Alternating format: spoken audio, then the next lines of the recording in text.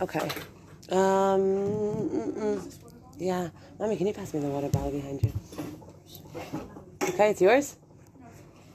Okay. They'll be fine with it. Okay.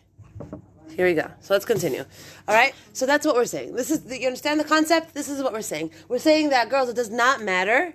Your mind doesn't know the difference between true and not true. It does not know the difference between ketchup and blood. It doesn't know. That's why when you sit and watch a scary movie, and you see the ketchup, and you know it's ketchup, and you know it's all scenes, and you know that they're all actors and everything, your body will still react in the same way. Your heart will still pump. You're still going to be afraid. You're still going to cover your eyes. You're still going to scream. You're still going to bug out as if it's really happening. Adrenaline sets off in your body. You have all of the reaction of flight or fright by watching a movie as if it's really actually you're in it, or on the same, basically in the same level. That's why these things sell. That's why these things make money. Why do these things make money? Why are all these things like with our virtual reality stuff and people feel like they're really in it, and you see them from the outside, they're like, it feels like real life, right? They look like idiots, and like inside they're like sweating and they're in it. And the enemy's coming and they're shooting him, and he's like, they're all in it. It's real for them. It's real for them. That's exactly what I'm trying to say. You could be in something that's not even real. We could be in something that's not even real, and we feel it to be real, and we're experiencing, and we have real tears, and we're really, really, really, really sad about it, or we're really, really angry about it, and we're real, and it's not real. You know what made it real? Our feelings. Beautiful. Our feelings, and what else? Good. The way I'm seeing this thing, the translation I'm giving it, and the way I'm relating it to myself. And the way I'm relating it to myself, I'm not good enough. I didn't do well enough. She doesn't like me. They're talking about me. They hate me. All of these things that I'm thinking about on the outside, and I have all this evidence to prove it. I have all this evidence to prove it, that all these people are really up against me. Or I'm not going to succeed. Or my parents hate me. Or I am, whatever it is. People walk around with this victim mentality all their lives because there's something that they're a victim of, right? There's something that we're a victim of. Traumas. The world that we're living in is a very traumatized world, meaning if you think that you have any problems, then all people that ever lived on planet Earth, that ever walked this planet, have had issues. God made us that way. If God wanted perfect angels, then he would have created perfect angels. And he did create perfect angels. He created a lot of perfect angels. But then he also created imperfect humans, because that's also something that he wants. He wants humans with highs and lows. He wants humans that are happy and depressed. He wants humans that are rising and falling. He wants humans on this crazy process called life. And that's what he wants. That's what he desires. He doesn't want you to be perfect. That's why he even put it into the world. Sheva ipol tzaddik v'kam. If you want to be a tzaddik, you have to fall at least 7 times in your life. Because without falling, you're not getting anywhere. Failure is part of success. Understand that. No one has ever succeeded without failing more often. It has to be built into the same process. So what are we saying over here? We're saying like this. We can literally find a trauma that fits us, that suits us, okay? And really be it. Really, really be it. Really have bipolar. Really have, give me more, depression, anxiety. Really have all of these mental illnesses that so many people have and are on medication for, and are really... The problem is when I see myself as a victim to my childhood, to my parents' dysfunctionality, to how I think. When I see myself as a victim of all these things, and this is my title, and this is my medication, and this is who I am, and this is what I am, I give more life to the problem. I give it more life. I feed it. I'm not saying don't take care of yourself. I'm not saying if someone has PTSD, okay, I'm not saying don't take care of the trauma. But what I am saying is that the more I believe this thing to be me, and the more I am this thing, I have so many problems, my brain is screwed up, I think of everything in a twisted way, I view life in this and this lens, all of these things, because this is how I grew up, because of the traumas that I went through. When I view myself that way, I will never be able to get out of that rut. Ever. So this is the right approach. The right view, the correct view is, I went through A, B, C, D, E, F, G in my life. I experienced Aleph, Bet, Gimel, Dalet traumas. I did. I'm on this medication. I go to this therapist. These are my issues. Yes. But, in addition,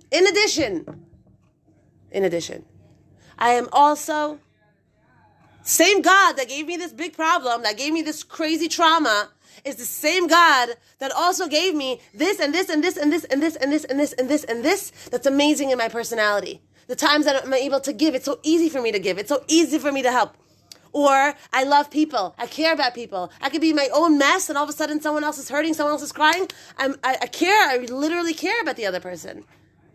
Or I care about being a better person, making the world a better place. I care about Hashem. I care about the Beis HaMikdash. I care about all these things, and this is also just as real a part of me as is the fact that I'm a victim to certain things.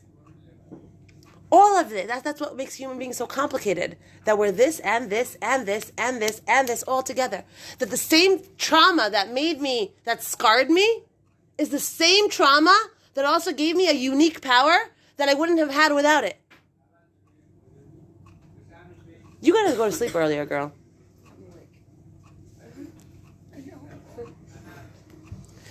So number one, what we're learning from this class is A. The problems that you have, if you give them more weight, if you give them more focus, if you give them more, this is what I am, I'm such a victim, I'm so nebach, I went through so much, that's why I'm angry, that's why I'm upset, that's why I push everyone away, that's why it makes sense, because I went through all this, and look, Dr. so-and-so from YouTube even says that this is how I act, and this is how I present, and these are my patterns. And so therefore, this is what it is, whatever. Hope this medication works, because there's no other way for me. So what we're learning here is like this. Recognize the problem. Don't give it all the weight of your life. Don't allow it to now lead you, guide you, be your name, be your business card, be the reason that you are, get you off the hook with being late, taking things on time, having commitment issues. Now, don't let that thing determine now the rest of your life. Recognize your problem. Recognize the fact that this is on your plate. Just like you have a plate with food that you like and also food that you don't like. This is the food that I like a little bit less. But you know what? We understand from all of this learning, from all of this teaching, from all of Breakthrough, we understand that only, and this is a concept from Kabbalah, only, and this is so different than the world that we're living in today, only when we are able to lechabek et ha-metziut, which is called, this is the term that it's given in Kabbalah, lechabek, it means to hug. The metziut is reality. Only when a person is able to take all the good, all the bad, all the nasty in his life, all the stuff that he wished he didn't have, all the addictions, everything, and hug it all like a child that you have issues with and that you're upset about. But when you're a good parent, then you'll take the whole child, the good, the bad, the ugly, all of it in the child, and you say, you are meaningful to me and I love you with everything that you are. Not just I like the part of you that's always on time and that you take off your plate from the table. No. Because then that's ava shetluya b'davar. That's love that's dependent on whether the person acts nice, then I love him. And when he doesn't act nice, or when he has anger spells, or when he has all these things, then I don't love him. And that is being an abusive parent. And so therefore, we are also parents. We are parents to our nefesh. We are parents to our internal mental, emotional systems. And when I look at my internal emotional systems, and then I start criticizing, you're good, you're bad, you I like, you I hate. You are the reason why I'm so miserable. You are the reason why I have no friends. And I start pointing in different areas of my neshama, and different areas of my nefesh, and I say, you're broken, you're fine. When I do that to myself, I am being an abusive parent to myself. And then the kind of climate, the internal climate that I create inside of me becomes a climate that's hostile. It's hostile. It's not naim. It's not fun to be me. How often do I want to run away from being me, let's say, or distract myself? What are all these things, these devices? These are amazing ways of distracting myself from myself. When does a person want to spend time with themselves? When going to the mikvah, there's like a Ashkenazi halacha that you have to sit in the water, in the bathtub, for 20 minutes and soak for 20 minutes before you actually take a shower and all these things. And I remember when I used to do it, right, back in the day, when I used to do it, there were no phones. I didn't have my cell phone with me oftentimes, because it was also like, whatever, it was like the mikvah, and it was tight, and I didn't want my fall to fall, whatever. So I would sit there in the bathtub, and I'd be like, okay, 1 minute, 19 more to go, 4 minutes, oh my God, what am I supposed to do in here? What am I supposed to do in here? What? Talk to God. In the bathtub? I know it sounds weird, but like it's a mikvah. It's like a holy place. It is, but there's a toilet right there. So I couldn't do that. That's a good idea, though. But no, and I remember being so challenged with all of this quiet and all of this no distraction and all of this like. So what do I do with myself now? What do I do with myself? I don't have anyone to talk to. I have nothing to do. I have nothing to listen to. I have nothing to read. I have nothing to do.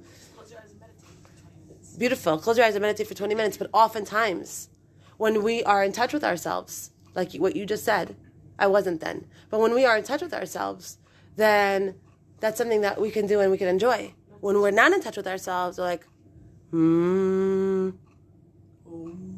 now what? What am I supposed to think? Right? When we're not in touch with ourselves, then the act of being present is not naim. It's not nice. It doesn't feel amazing. It doesn't. So that's what I'm talking about when I say hostile internal climate. When a person has a hostile internal climate, it happens because of the same idea, of the same concept as a parent not accepting you for who you are, with all of you, with the whole kit and caboodle, the whole thing. And then we create this feeling inside of the split feeling. I'm only happy when I'm going out, when I'm getting dressed, when there's a party, when I'm excited, when there's adrenaline running. Then I'm hyper, I'm happy, I love myself when I'm like that. When there is no one and nothing and no one to text and nothing to watch and nothing to do, all of a sudden I'm, That's hostile internal environment. The idea in life, and this was a very big wow eye-opener for me, okay? Because I am like on the opposite side of the spectrum in this area. And I never believed this. I never believed it. You have to age and have wrinkles and become old and cry a lot and daven a lot to be able to get certain understandings in life. Because when you're younger, you just don't see it about yourself.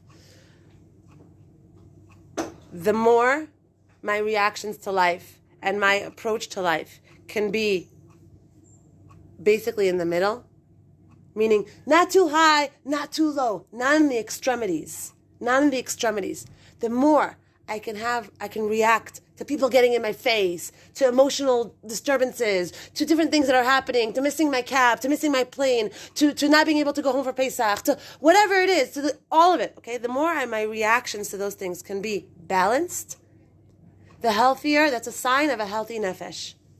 It's a sign of a healthy internal climate. It means you're doing good work inside. You know how to be able to say, okay, I made a mistake. Okay, I'm not good at this. Okay, but I am good at this and this and this. So let me celebrate my victories. Let me celebrate the things that I'm good at. Let me be kind to myself about the things that I'm good at. And the things that I'm not good at, I'm going to try. I'm going to work slowly but surely. If those things are important to me, I'm going to work towards them. Slowly, and I believe in the process. I believe in the time and not needing to get from A to Z in a minute. I get that. I get that things take time. Good things come to those who wait. You want to have a baby, you have to go through 9 months of the development. That's how these things happen. You have to develop over time. And I understand that. So I have problems with my anger. I have problems with being cheap. I have problems with, people and certain things get on my nerves or whatever it is. Okay, I become aware of those things and I work towards being more aware of these things and being better about them and having better reactions. Then I fall and I get up and I fall and I get up. That's healthy. That's a healthy, growing person that understands that they have good and they also have things that are not so good in their system, and they're going to work on those things, but they're going to keep the focus on where they are accomplishing and how they are doing good. They're going to keep the focus on, because that's going to give them more momentum and strength to continue. When I focus on the things that are holding me back, that are not good in my life, the things that I hate in my life, the situation, the circumstances that are bad in my life, when I focus on those things grow. I give those things, that's what we just read, right? Belief is like a seed. The more you water it, the more it grows. Same thing. When I believe the things in my life that are holding me back, that stop my growth, that stunted my maturity, that all the things that I went through in my life, the fact that we don't have money, the fact that my parents don't get me, the fact that my siblings are mean to me, the fact that all these things and when I give those things so much weight, and I think about them a lot, and I define myself based on those things, those things will grow, those issues will grow, and that's how people end up in really bad mental states. Really bad mental states. It's literally our brain, it's like what we make of it. It's literally what we make of it. We make it a nice place to live. It's a nice little cute living room to live in. It's a nice place, it's warm, it's sweet, it's nice, it's comfortable to live in. My reactions to life are not going to be, or depression and suicidal thoughts. They're not going to be on the extremes. That's a healthy mind. And the healthy mind happens as the person grows. But we're living in a world today where there's so much dysfunction and mental illness that we're literally growing up in a pool of dysfunction and mental illness. When you see what they're showing us online, when you see the things that we're reading, the things that we're watching, the things that we're exposed to, the filters, the body images, all of those things, why? No wonder people are on drugs, always drinking or overdosing or doing really crazy, people are having really crazy reactions, extreme reactions, needing to always be on something, needing to always be with someone, needing to always having this crazy reaction to the life that they're living. Why? Because the messages that we are receiving are messages that are really extreme. They're not healthy messages. So that's why it's really, really important. Wherever you go in life, remember to hold on to the tree of Torah because it's the only thing that's sane in this crazy world. Hold on to it, hug it. Hug it. Hug it. Continue going to classes. Go to 1-2 classes a week. Yarek Val Yavar, go. Breathe in because you don't realize it. You don't realize that it's happening. You don't realize the decay. You don't realize the subliminal messages. You don't realize the psychosis of the world that we're living in today and all the unhealthiness that's out there. What sells? Unhealthiness. What sells? Unhealthiness. Healthy things don't sell. They're boring. I'm not just talking about products. I'm talking about concepts. I'm talking about relationships. Healthy relationships are boring. Crazy, extreme. He cheated on me. He did it. He this. I saw him. Text me, checking his text message, checking him Gmails. All these things. That's the adrenaline that people are addicted to. They're addicted to drama. They're addicted to trauma. They're addicted to it because we live in a very unhealthy world. So what I'm saying here is connect yourself constantly, always. When you go back to America, when you go back to your homes, connect yourself to sane life. Breathe in. Breathe in the air of Torah because that's the only thing that's stable and calm and real and true and healthy. Healthy. Really, really healthy. Healthy. Okay. Healthy is like, today healthy has become like a curse word, but because people really don't, people are not there. So, okay. Change what you tell yourself, plant the seeds you choose. We're on the 3rd paragraph. Change what you tell yourself, plant the seeds you choose to see become your life. Then and only then will you start to live. So whatever it is that I force my mind to believe or not believe will in return deliver those goods. Remember, your mind, your brain, Emunah, will believe anything you tell it to be true. You can be, yesterday I saw a really insane clip about, someone sent it to me, about a college campus. These 2 white kids are sitting in the like an area. They're with their laptops and they're working. You saw this? Well, I don't understand what happened. I just saw something. So what happened there is that these other 2 women come up to them, 2 other students in the campus, and they go on this rant. How these guys, they're white supremacists. They're like students. They're sitting there like doing their work. They all of a sudden were attacked. They were literally attacked out of the blue by these 2 women that came up to them, these 2 other students, that they're white supremacists, that white people don't have a culture. And because they don't have a culture, they can't sit in this area. Because white people come from, like, they had all these terms also, like crazy terms, like the reason, because he says police, he had on his computer, police lives matter. And the fact that it's a police lives matter, these women went psycho, they would have hit them. Like, they would have, like, literally hit them. You saw the aggression and the violence that was going on there and the way they were talking to them. They would have, like, been, if somebody else would have come and said, okay, I'm going to walk these guys off to their deaths right now, these women would have been like, yay, in the audience, like cheering them on. They would have loved to see these 2 guys dead. Why? Because they were doing their work in the cafeteria, and this guy had Police Lives Matter on his computer, and they saw that completely to be the most offensive thing in the world. It can't get any more offensive. If you think Police Lives Matters and police are the ones that target us and gun us down, then you're part of the problem. You are giving them fuel to the police that gun us down. Like, these people really believe what they're saying. They really live it, breathe it, believe it, fight for it. They said for 5 years we fought for this area in the cafeteria to be only for mixed racial people. And you guys are white, so you're right? So all this stuff that's going on there, literally America's going back to slavery. And these people believe with everything that they have that they're right. To the point where these guys deserve death. Like that. They believe it to be right, and they are literally living in La La Land. These people are living in La La mental institution land. Yeah, Psychosis. the whole society is like crazy. That's because everyone believes it. Exactly. The whole society is crazy, and it's really, really, really, really important not to drink from the KoolAid because they're all psycho with these things. It's really, really not moach seichel yashar. And you can literally sell yourself on lies and sell yourselves on all these pronouns and all these things that are going on in the world, and sell yourself on your own lies that you think are happening in your life, and that your mother did this to you because she never loved you, and that your father did this and they don't want to give you money because they want you to suffer, or all these things because of why? Because why? Because your mind has collected different pieces of evidence over time.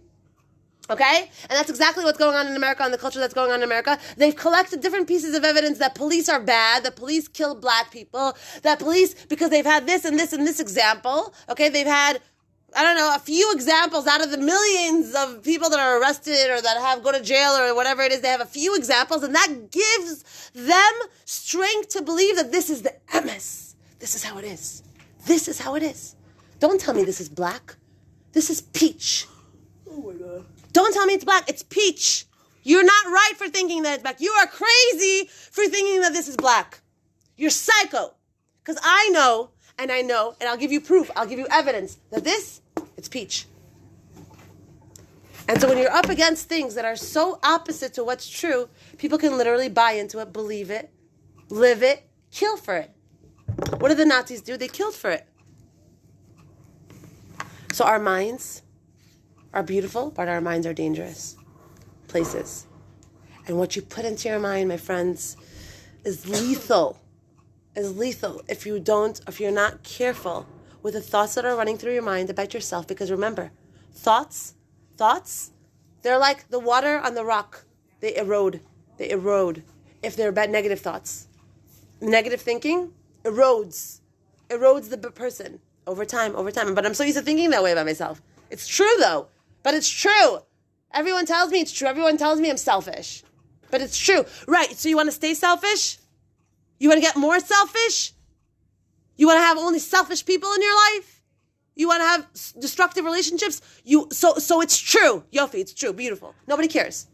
Doesn't matter if it's true or not true.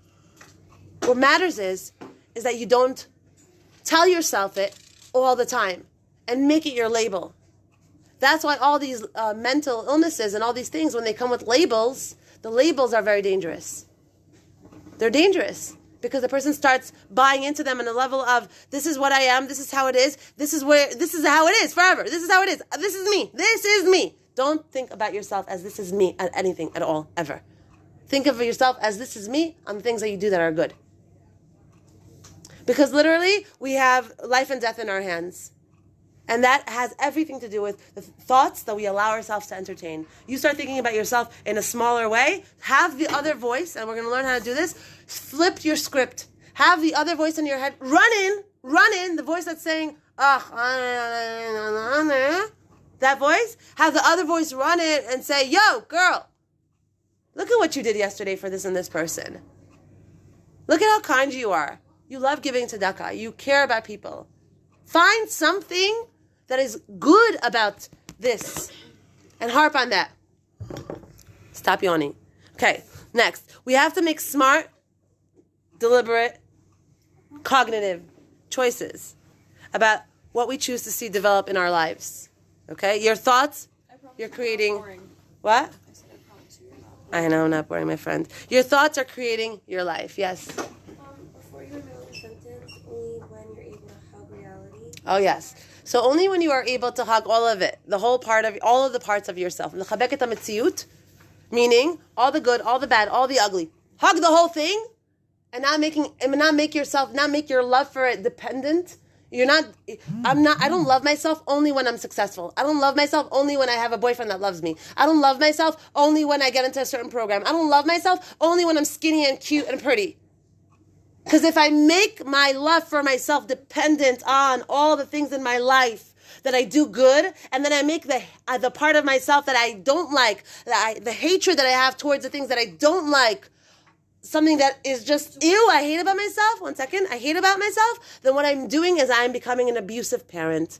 And abusive parents create hostile environments. And hostile internal environments create extreme reactions to life. And extreme reactions to life make for a shorter, unhappier, stuck life.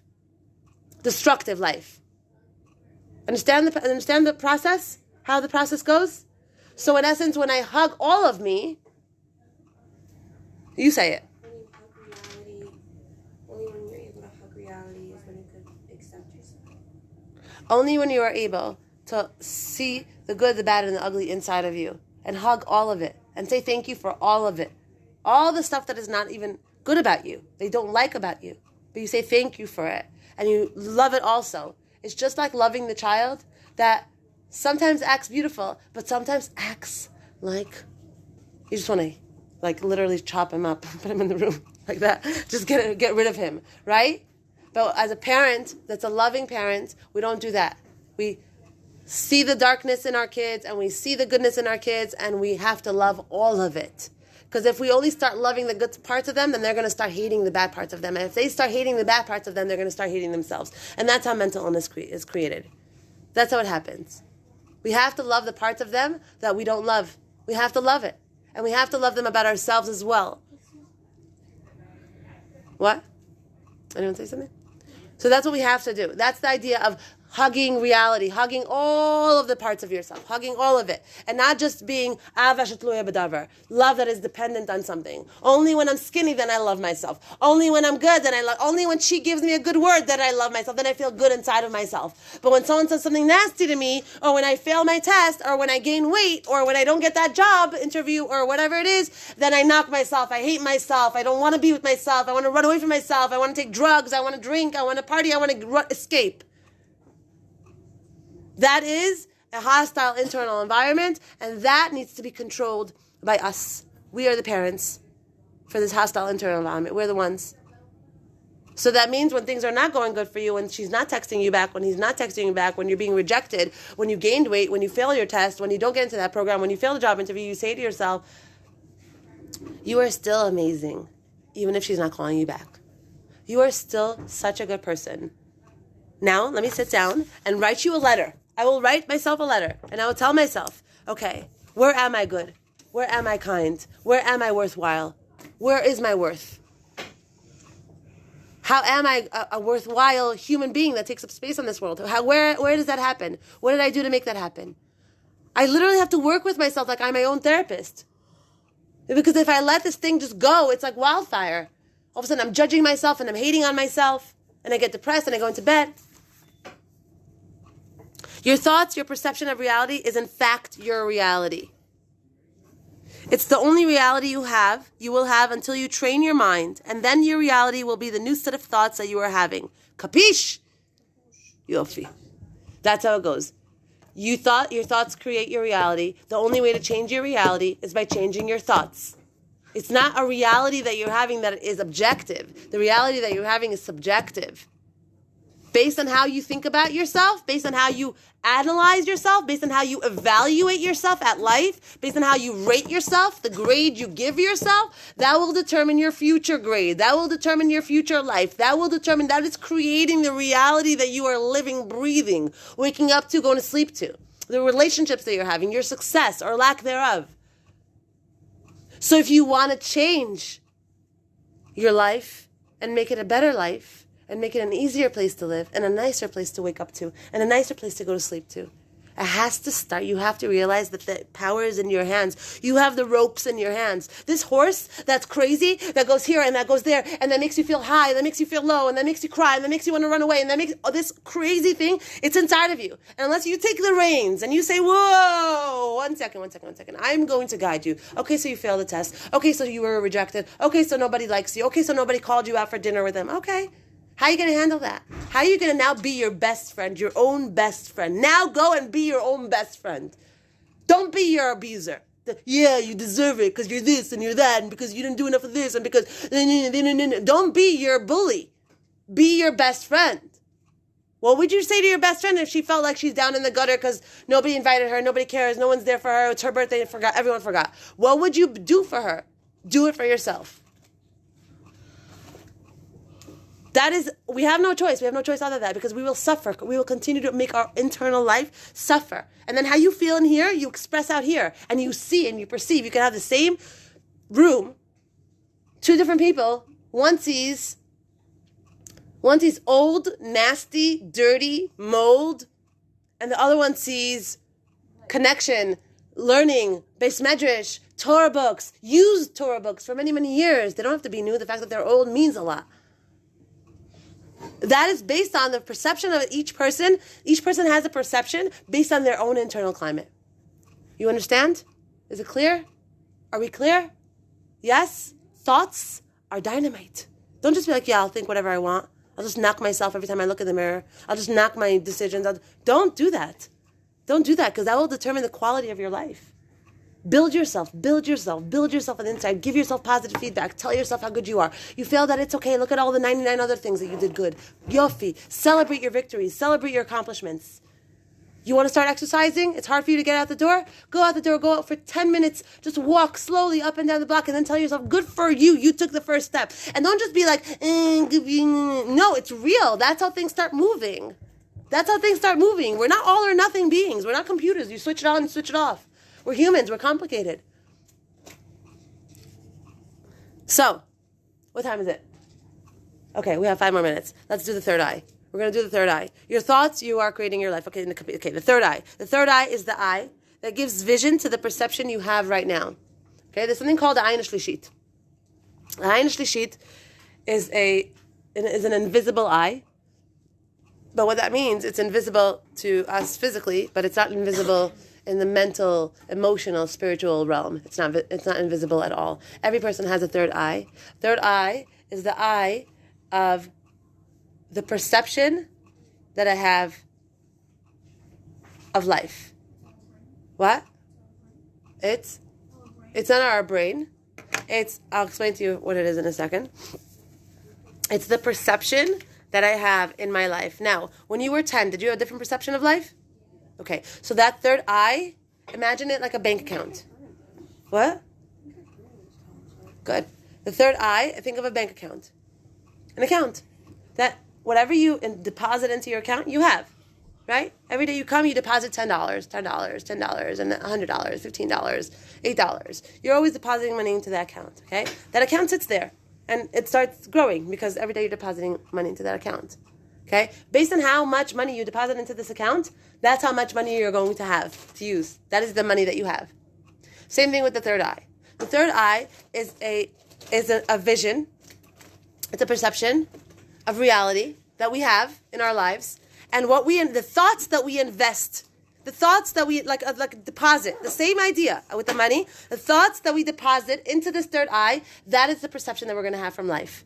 Meaning you could have one person with I used to go to nursing homes when I was younger. And we used to go in there and we used to sing, all of us, all the girls. We used to go there and sing. And we would walk in and literally, it would be so glaring to us who was more positive and who lived a more negative life. Like you walk in, they're all in their 80s, 90s, late 90s, right?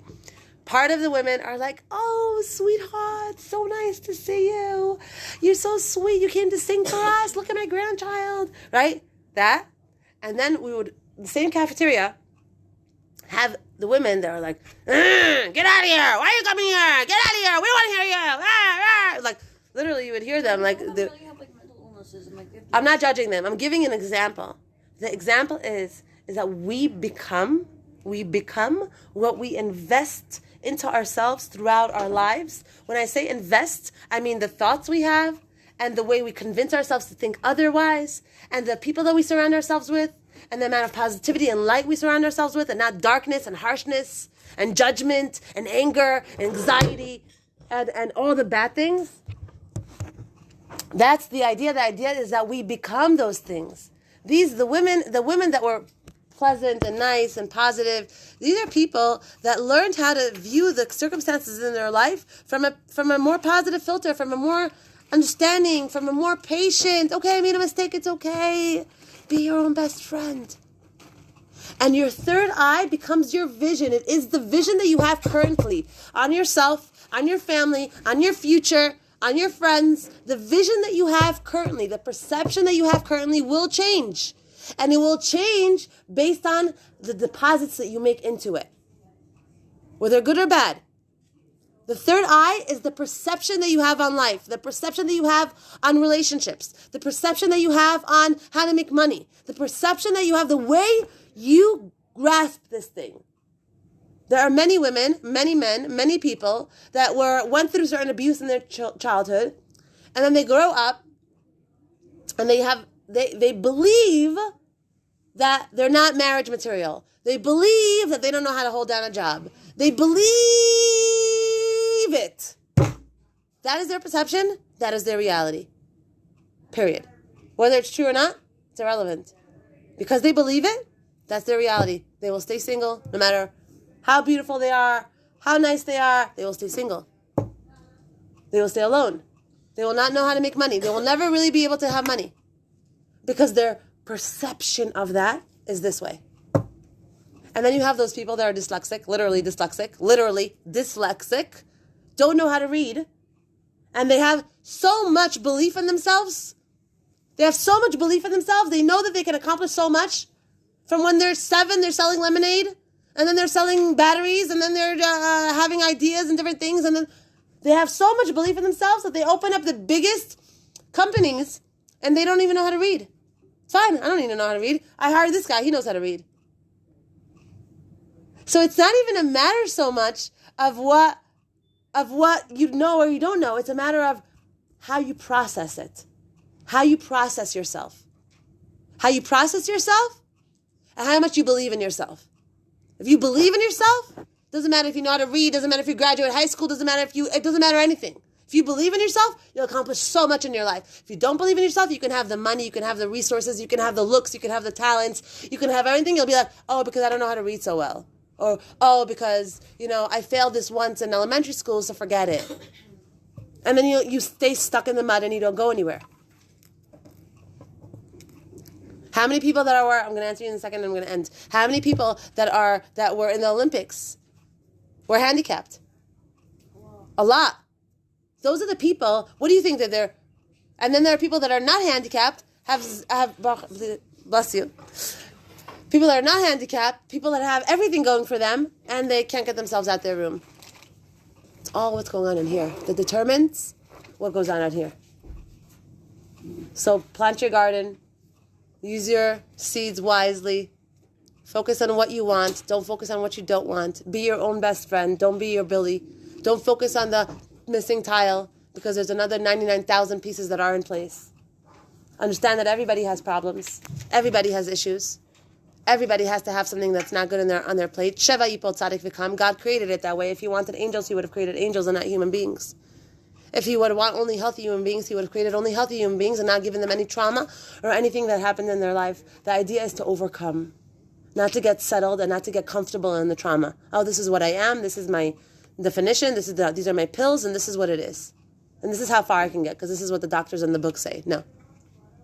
We're beyond that. We're above that. The Jewish people are above nature. The Jewish people are above what they tell us in the textbooks and on YouTube videos. We are above all the trauma labels, and we are above everything. We've gone through trauma. Well, our process is going to determine where it's going to take us. Trauma could take us to a beautiful place. It could also take us to our graves. It depends on what we do with it. Have a great day. Thank you. Thank you. Yes, my friend. Thanks for watching. Do you live every single one of your classes? Not every one of my classes. I don't know how to do this. Let's see.